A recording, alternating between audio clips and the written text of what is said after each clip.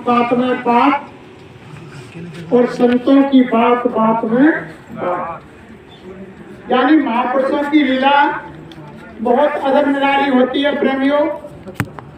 ये तो काल भगवान के बंधन में बंधे हुए होते हैं। पहले से इनसे काल ने यानी त्रिवाचा भरवा ली कि जब तुम्हारी आत्माओं को लेने आएंगे, जो अभी अभी हमारे भाई साहब अमर सिंह जी बता रहे थे कि ये देश हमारा नहीं है, यहाँ करके जीवात्मा फंस गई और ऊपर अपने नए देश के लिए संतों का सहारा लेकर के, उनसे युक्ति लेकर के घर में बैठ के भजन करो, अब आत्मा जगेगी। और यानी अभी भाई साहब ने कही कि जब तुम खुद को पहचानोगे तो खुदा को जान जाओगे, और आत्मा को अगर आपने जान लिया तो यानी परमात्मा को जान जाओगे। अभी हमारे यानी बहुत से भाई बहन ये नहीं जान रहे कि हम कौन हैं, लेकिन महात्मा कहते हैं कि हम कौन हैं। महात्मा बताते हैं और हम कहाँ से आए और हमें वापस कहाँ जाना है, और हम इस समय हम क्या कर रहे हैं और हमको क्या करना है। इन अगर 5 बातों को ये मनुष्य शरीर पा करके कोई भाई बहन जान जाए तो इसकी आत्मा का कल्याण सहज में हो गया। यानी लोग जान ही नहीं रहे कि हम कौन हैं। अभी लोग ये समझ रहे हैं कि ये शरीर है, यही बोल रहा है, यही डोल रहा है, यही चल रहा है, लेकिन यही नहीं समझ रहे कि ये शरीर यानी ना बोल रहा है, ना डोल रहा है, ना चल रहा है, ये तो जड़ है। इसमें इस मालिक की अंश जीवात्मा चेतन आत्मा बैठी हुई है। अगर चेतन आत्मा इससे अलग कर दी जाए तो इस शरीर की कोई कीमत नहीं है। तो रोजाना देखते हैं घर परिवार के अंदर जब यानी कोई बुजुर्ग, कोई नौजवान, कोई दुनिया से चला जाता है, 10 मिनट पहले पूरा परिवार प्यार कर रहा था, जीवात्मा निकलते ही सब गणना करने लग जाएंगे और कहेंगे इसकी शक्ल ढक दो, इसका चेहरा नहीं देखा जा रहा है। तो महात्मा कहते हैं कि ऐसी कौन सी चीज निकल गई, वही रूप रंग है, वही शरीर है, वही चेहरा है, वही हाथ पैर है, वही सारी चीज है, फिर तुम गणना क्यों कर रहे हो। ऐसी क्या चीज निकल गई जो 10 मिनट पहले आप प्यार कर रहे थे और 10 मिनट बाद आप गणना करने लगे।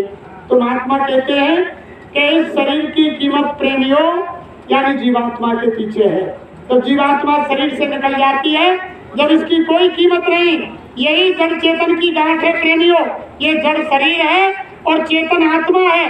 इस यानी जड़ चेतन की गांठ में आत्मा को बांध दिया, और बांध करके जब ये जड़ चेतन की गांठ यानी किसी संत महात्मा के पास जाकर के जब उनसे युक्ति लेकर के और घर बैठ के हम खोलेंगे, तब ये जड़ चेतन की गांठ खुलेगी, जब जीवात्मा जड़ से और चेतन की तरफ जाएगी।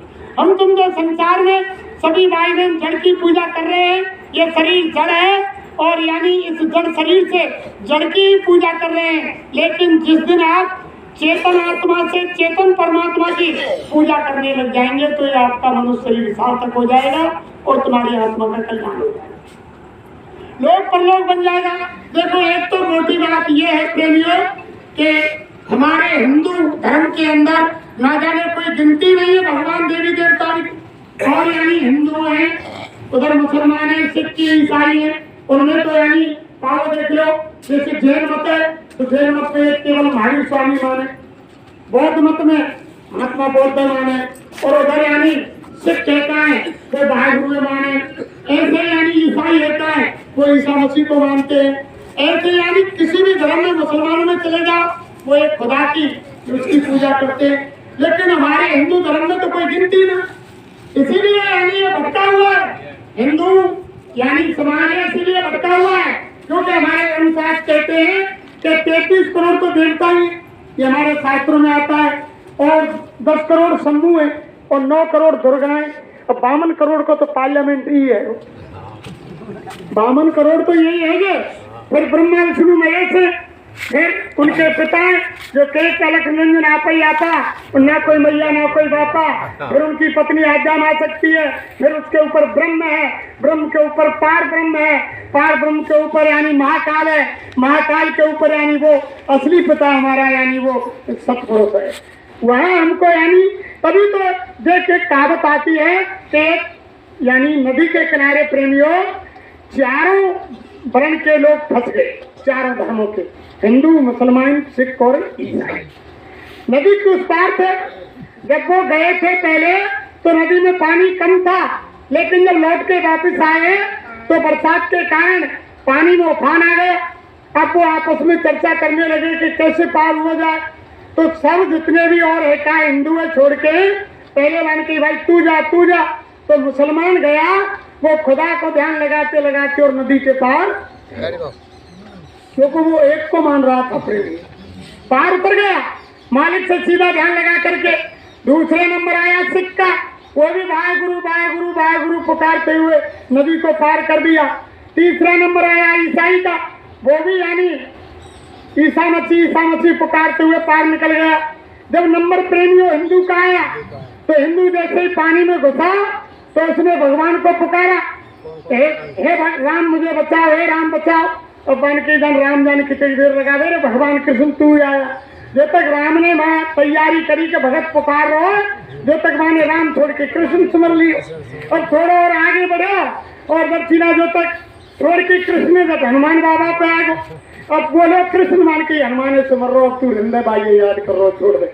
हनुमान जो तक लेके गदा छोटा लंगोटा तैयार हुए, जो तक हनुमान छोड़ दिए कि देवी मैया भी ना आ रहे तो तू ही आ जा।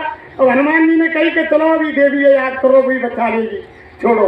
ऐसे ऐसे बीच मझधार में आते सारे देवता सुमर लिए प्रेमियों, और वो पानी की धार तेज आई और एक दूसरे के भरोसे पर यानी वो बहे। इसलिए महात्मा कहते हैं कि एक सादे सब सदे और सब सादे सब जाए। जो सेवे तू मूल को फूले फले, यानी वृक्ष की अगर जड़ में पानी लगाएंगे तो उसका तना, उसकी टहनी, उसके यानी पत्ते, उसके फूल, उसके फल, सारी चीज आ जाएगी। और जड़ को काट देंगे और टहनी को लगा करके पानी देंगे तो उसमें फल और फूल पत्ती आने वाली नहीं। तभी तो महापुरुषों ने कहा है कि गुरु की पूजा में सबकी पूजा और गुरु समान देव नहीं पूजा। यानी अगर गुरु धरती पर नहीं आते तो परमात्मा का नाम इस संसार में कदापि नहीं आता। ये तो यानी नाम को लाने वाले, भगवान को जगाने वाले, भगवान के नाम को सिद्ध करने वाले, भगवान के नाम में पावत डालने वाले, ये तो महात्मा होते हैं प्रेमियों। इन्होंने ही राम के नाम को सिद्ध किया, इन्होंने हरि नाम को सिद्ध किया सतयुग में, इन्होंने ही त्रेता में राम को सिद्ध किया, इन्होंने ही द्वापर में कृष्ण को सिद्ध किया। जब जब पावत डाला नाम के अंदर ऋषि मुनि महात्माओं ने संतों ने ही डाला, यानी इन्होंने ही पावत डाला, इन्होंने नाम को जगाया। और जब तक कोई नाम सिद्ध नहीं होता है, जब तक यानी महात्मा उसको सिद्ध नहीं करते हैं, उसमें पावन नहीं डालते हैं, तब तक वो काम नहीं करता। रात दिन पुकारते रहो। जैसे कोई मंत्र, जैसे बीच उतारने का मंत्र, अगर कोई भाई बहन बहुत मंत्रों को जानते हैं लेकिन उसने मंत्र को जानता लेकिन सिद्ध नहीं किया तो वो काम नहीं करेगा। अगर मंत्र को सिद्ध कर लिया तो वो मंत्र काम करेगा। ऐसे ही भगवान के नाम को सिद्ध किया जाता है। ये भगवान का नाम प्रेमियों ऊपर से नहीं आता है, ये तो यहाँ महात्माओं ने सिद्ध किया। महात्माओं ने नाम को जगाया और नाम में पावत डाला और उस नाम में पावत डाल करके लोगों की मुक्ति कराई। लोगों ने जिन्होंने विश्वास किया उनकी आत्मा का कल्याण हुआ, जिन्होंने अरंगा लगाए, हंसी खिल्लियां उड़ाई, उनका विनाश हुआ। ये तो सीधी बात है। यानी राम को ऐसे ही थोड़ी मान लिया प्रेमियों। उस समय जब राम धरती पर आए, राम नाम को जगाया तो बहुत लोगों ने विरोध किया। आज जैसे हम तुम रात दिन हरे राम हरे कृष्ण पुकार रहे हैं, ऐसे उस समय लोगों ने जब मौजूद थे नहीं माना। लोगों ने ऐसे ही कृष्ण को नहीं माना, मार मार के मथुरा से द्वारका भगा दिया लोगों ने और भगवान कृष्ण को, राम को 14 वर्ष का वनवास दे दिया। तो उस समय धरती पर नहीं माना प्रेमी। ये तो हरियुग की बात है। संसार मृत लोक है, यहाँ हमेशा मरे की पूजा होती है प्रेमियों। यहाँ जीवित को लोग नहीं पूजते हैं। यहाँ जब ये दुनिया से कोई काम करके चला जाता है जब इसकी पूजा करते हैं। और ये समय यानी जीवात्मा ऐसी जगह बंद कर दी गई है, ऐसी यानी गांठ लगा दी गई है और ऐसी जगह जगह पर यानी वो चौकीन पर देवी देवता बैठा दिए गए हैं कि बिना महापुरुषों के यानी ये जीवात्मा इस संसार से, इस जड़ शरीर से निकल ही नहीं सकती। रामायण में गोसाई महाराज ने सीधा सारा भेद लिख दिया, कोई कसर खूट नहीं छोड़ी। यानी गोसाई महाराज ने लिखा कि इंद्रिय द्वार झरोके नैना, तेह तेज सुर बैठे कर थाना, आवत देखी विषय बिहारी और तेज है तुरंत कपट कपाट बुखारी। यानी हर दरवाजे पर देवी देवता चौकी लगा करके बैठे हैं। जैसे कोई यानी ट्रक गाड़ी चलाता है, बाहर माल भर करके ले जाता है, जगह जगह यानी चौकी मिलती है पुलिस की, कागज देखते हैं, बाहर का आंकलन करते हैं कि वजन ओवर तो नहीं है और कुछ भी नहीं हो, फिर भी यानी रास्ते में वो सिपाही जगह जगह उसको रोक लेते हैं। ऐसे जीवात्मा को जाने के लिए जब ये यहाँ से निकलने की तैयारी करेगी प्रेमियों, तो जगह जगह पर देवताओं की चौकी लगी हुई है और उस काल भगवान रंजन भगवान ने आदेश दे रखा है कि मेरे लोक से, मेरे संसार से कोई भी आत्मा निकल करके और कभी भी अपने देश को जाने की इच्छा ना करे। यानी वो रोकता है। जिन देवी देवताओं को हम तुम पूज रहे हैं वो यानी यहाँ से आत्मा को निकाल, जो सतलोक को जाना चाहती है, निकलना चाहती है, उसके रास्ते में रोड़ा लगाते हैं, वो नहीं जाने देते। तभी तो कहा है कि हर यानी दरबारे पर वो देवता बैठे हुए हैं, जैसे खुदा पर यानी पहले द्वापर में जैसे कुंडली जागरण करे ना, तो यानी कुंडली जागरण में खुदा पर गणेश और लिंगी पर यानी ब्रह्मा सावित्री, नाभि पर विष्णु और यानी लक्ष्मी, और यहाँ तुम्हारे यहाँ पे हृदय पे शिव और पार्वती, और यानी कंठ चक्र पर यहाँ तुम्हारी आत्मा शक्ति, और तीसरे से छठे चक्र 10वें द्वार पर वो जीवात्मा बैठी हुई है। द्वापर के अंदर जो साधना थी वो यानी कुंडली जागरण की थी। एक एक यानी स्थान को कोई जगह पाता बदला और उम्र पूरी हो जाती। कोई बिरला ही यानी यहाँ जिसको कहते यानी द्वापर के अंदर बताइए रामायण के अंदर कि द्वापर केवल हर पद पूजा और न भाव मुक्त का पूजा, यानी हरि के पैरों की यानी चरणों की पूजा थी। वो कहाँ है? हम तुम ये समझ लेते हैं कि वो मंदिर में है, मंदिर में गए भगवान की मूर्ति के सामने उनके पैरों को पूजा और समझ लिया कि ये द्वापर की पूजा हो गई। लेकिन महात्मा कहते हैं, गोसाई महाराज ने बताया, वो हरि के पद यानी अब तीसरे तिल छठे चक्र 10वें द्वार यानी 10वां जो दरवाजा है, इस जगह पर यानी वो भगवान के पैर हैं। यहाँ जब जा करके वो सिमट करके सब यानी चक्रों से जब जा करके छठे चक्र पर पहुंचती है, जब वो जीवात्मा यानी वहाँ यानी गुरु के चरणों की, हरि के चरणों की पूजा होती है प्रेमी। लेकिन संत मत में आकर के ये सारे साधन निषेध कर दिए, नीचे की साधना को नीचे रहने दिया, इसको नीचा कर दिया, और ऊपर की साधना यानी 5 स्थान नीचे और 5 स्थान ऊपर, ये तो बहुत यानी कठिन साधना थी। तो संत महात्माओं ने आकर के कलयुग के अंदर वो कहीं बताइए, रामायण के अंदर बताइए, वैसे भी कबीर साहब ने कहा है कि सत्युग त्रेता द्वापर बीता और कोई नहीं जानी शब्द की रीता, कलयुग में स्वामी दया विचारी और भय प्रगट और यानी शब्द पुकारी। यानी कलयुग के अंदर ही वो गुप्त संत पहले थे, लेकिन प्रगट संत आए और उन्होंने नाम का भेद दिया, और नाम का भेद दे करके वो ऊपर के मंडलों की साधना बताई, सहज साधना यानी वो नाम योग साधना, उससे जीवों का कल्याण होता है। फिर आगे देखो, जब हर यानी इंद्रिय दरवाजे पर वो देवता बैठे हैं, जैसे ही वो यानी भगवान की तरफ जाने की कोशिश करता है तो वो उसी दरवाजे को खोल देते हैं, उसी में तो यानी विषय वासनाओं की हवा लगती है और वो जीव गिर जाता है। उसके अंदर काम, क्रोध, लोभ, मोह, अहंकार, छल, कपट, निंदा, ईर्षा यानी वो उसके अंदर भाव जग जाते हैं और वो रास्ते से गिर जाता है।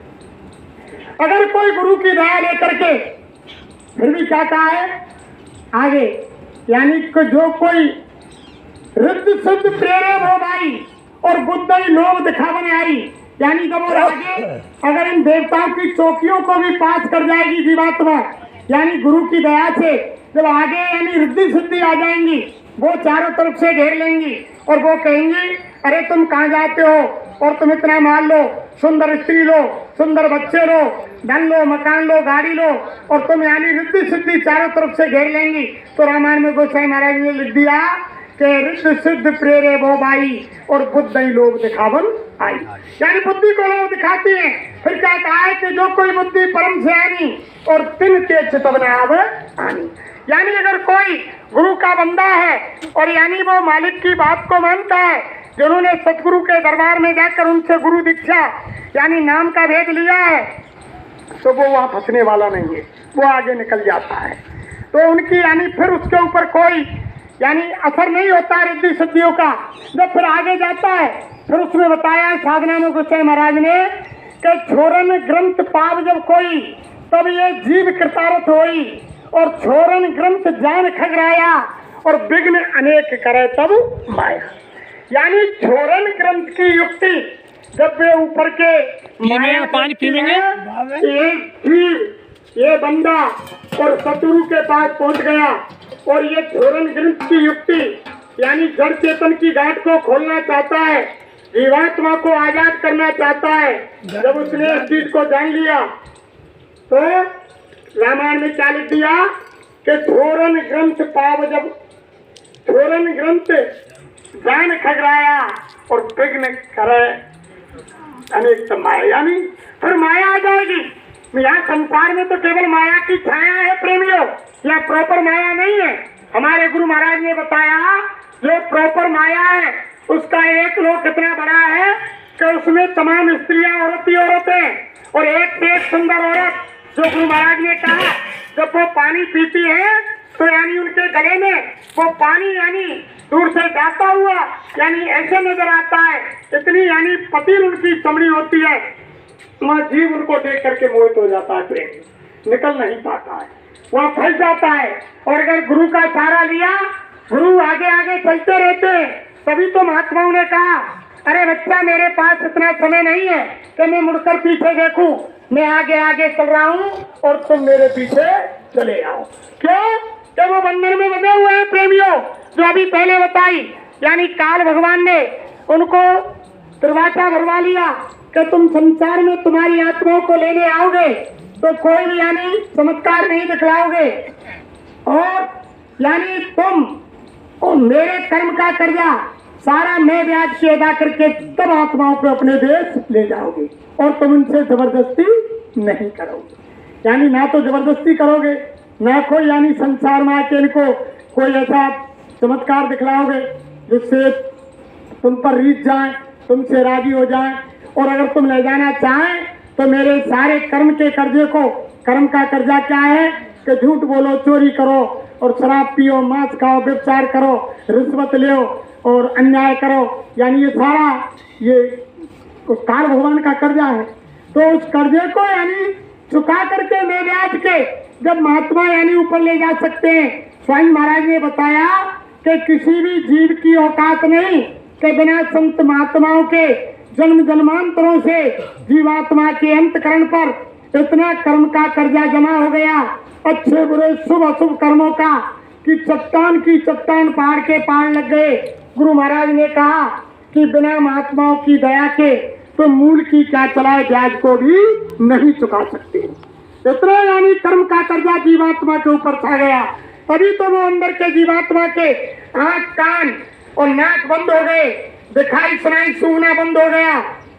जब तुम महापुरुषों के पास जाओगे, जब वो अंदर की तीसरी आंख जो कहते हैं कि शंकर भगवान के पास थी, नहीं, महात्मा कहते हैं हर इंसान के पास है। कोई धर्म, कोई जाति, कोई कौम कौमियत हो, जिसने जो इंसान जाति में जिसने जन्म लिया है उसके यानी वो ज्ञान चक्षु, वो दिव्य दृष्टि, वो थर्ड आई, वो शिवनेत्र हर एक इंसान के अंदर है। लेकिन वो जब खुलेगा, जब महात्माओं के पास जाएंगे और उनसे युक्ति पूछेंगे, जब वो जीवात्मा की तीसरी आंख और तीसरा कान खुलेगा प्रेमियों, वो बंद है। और भगवान का दर्शन भी उसी अंदर की आंख से होगा। कोई भाई बहन अगर ये सोच रहा है कि बाहर की आंख से परमात्मा का दीदार दर्शन हो जाए, ये बाहर की आंखों से, इन चर्म आंखों से भगवान का दर्शन आज तक किसी को ना हुआ और ना किसी को होगा। वो तो अंदर की आंख जब खुलेगी तभी परमात्मा का दर्शन होगा। और उस अंदर की आंख को यानी रामायण में गोसाई महाराज ने दिया कि ब्रह्म राम के नाम और वरदाय की वरदान, और रामायण सतकोट में लियो महेशुर जान। कहा करुण नाम बढ़ाई, राम ने सकई नाम गुण गाई, सुमर पवन सुख पावन नामू, अपने वध कर राखे रामू। और फिर क्या कहा, जा सुनाम सुमरत एक बारा, और नर उतरे भव सिंधु अपार। यानी वो ऐसा नाम है जिसके एक बार लेने से और इंसान संसार रूपी भवसागर से पार हो जाता है। हम तुम तो राम और कृष्ण इन रात न चिल्ला रहे हैं, अगर ये नाम होते तो इनसे यानी दुनिया पार हो जाती। रामावती ये कह रही है कि कालक करूँ मैं नाम बढ़ाई और राम ना सकही नाम गुण गाई। सुमर पवन सुत पावन नामी और अपने बस कर राखेगा, वो ऐसा नाम है। फिर कहा है कि कोट नाम संसार में और ताते मुक्त न होए, आद नाम जो गुप्त है पूजे बिरला होए। वो नाम तो आदि अनादि से चला रहा है, पहले भी था प्रेमियों और अब भी है और आगे भी रहेगा, लेकिन वो मिलेगा क्या? फिर रामायण के अंदर ही लिखा है कि आप कहेंगे कि जब ये नाम नहीं है संसार में, यानी करोड़ों नाम है, ये वो नाम नहीं है मुक्ति का देने वाला, आत्मा के कल्याण वाला, तो फिर वो मिलेगा क्या? तो रामायण में ही गोसाई महाराज ने लिख दिया कि नाम रहा संत नाधीना और बिना संत कोई नाम ना जीना। वो नाम संतों के अधीन है प्रेमियों। संत जिस नाम को चिन्हित कर देंगे, जिस नाम में पावर डाल लेंगे, जिस नाम को सिद्ध कर लेंगे, उसी नाम से जीव का कल्याण करा देंगे। देखो धरती पर प्रकट संत सबसे पहले साहब कबीर आए और यानी पहले संत कबीर साहब ने यानी सत्य साहिब नाम में पावर डाला, सत्य साहिब नाम को सिद्ध किया और जीवों का कल्याण कराया। आज भी कबीर पंथी भाई बहन यानी सत्य साहिब नाम से पुकारते हैं। उसके बाद धरती पर यानी गुरु नानक साहब आए, उन्होंने यानी बाह्य गुरु नाम में ताकत डाली, बाह्य गुरु नाम को सिद्ध किया और बाह्य गुरु नाम से जीवों के कल्याण कराए। आज भी यानी जो नानक पंथी है वो बाह्य गुरु नाम से पुकारते हैं। धरती पर फिर गोसाई महाराज आए, उन्होंने राम नाम में पावर डाला और राम नाम से जीवों की मुक्ति कराई, लेकिन उन्होंने साफ कहा कि एक राम दो सत का बेटा और एक राम घट में बैठा और एक राम का सकल पसारा और एक राम इन सबसे प्यारा। चारों जग में राम है, तीन राम व्यवहार और एक राम निस्सार है, ताको करो विचार। वो राम अलग है प्रेमी, जो गोसाई महाराज ने जिसको सिद्ध किया, जिसको जगाया। तभी तो कहा है कि राम नाम मण दीप धर जीव देहरी द्वार और गोस्वामी भीतर बाई जो चाहे उजियार। यानी उस राम नाम की मणि को जीवात्मा के दरवाजे पर रखो और जब तुम यानी अंदर बाहर उजाला चाहते हो, तभी तो रामायण में लिख दिया कि यानी परम प्रकाश रूप दिन राती और ना चाहिए कुछ दिया घट राती। यानी ये दिवाली जो अभी अभी मनाई प्रेमियों, ये संत महात्माओं के यहाँ तो यानी हमेशा 12 महीने मनती रहती है। गुरु महाराज ने दीपावली पर सत्संग सुनाया, अरे बच्चे बच्चियों जो तुम बाहर में ये दीपक जला रहे हैं, ये तो तुम नकली यानी दीपक जलाने पर आ गए। संत महात्माओं ने तो पहले अंदर का दीपक जलाया था। तुम्हारे अंदर में जो ज्योति 24 घंटे जल रही है, जिसमें बिजली लाइट और यानी घी तेल बत्ती की आवश्यकता नहीं, वो तो यानी 24 घंटे परम प्रकाश वो ज्योति जल रही है। उस ज्योति को केवल महात्माओं से सहारा लेकर, उनसे युक्ति लेकर के तुम्हारे अंतर में उसको जलाना है, प्रकट करना है, तो उसको यानी तुम प्रकट कर लो, यानी सदा रोजाना आपके अंदर दिवाली होती रहेगी। यानी ये तो हम तुम नकली दीपक जला रहे हैं, लेकिन महात्मा कहते हैं अगर तुम असली दिवाली बनाना चाहते हो तो अंदर में ज्योति को जलाओ, वो माँ लक्ष्मी उस ज्योति से प्रकट हो जाएगी और जब वो धन की बरसात करेगी। ये तो हम आप बाहर दीपक जला करके यानी नकली पूजा कर रहे हैं और वो माँ लक्ष्मी इस नकली पूजा से कदापि कुछ होने वाली नहीं है। वो तो जब अंदर में दीपक जलाया जाएगा प्रेमियों, जब वो देवी देवता और यानी वो माँ लक्ष्मी ब्रह्मा विष्णु महेश तब वो अंतर में जाकर के खुश होंगे, तभी तो वो हमारी सच्ची पूजा होगी प्रेमियों। तो देखो प्रेमियों, जब यानी जब रास्ते में जब ऊपर के मंडलों में जब जीवात्मा जाती है, जब ऊपर चढ़ाई करती है, तो माया ये देखती है कि ये यानी ऊपर जाता है, तो वो क्या करता है माया के छल वल तल के जाए समीपा और आंचल मार भुजावई दीपा।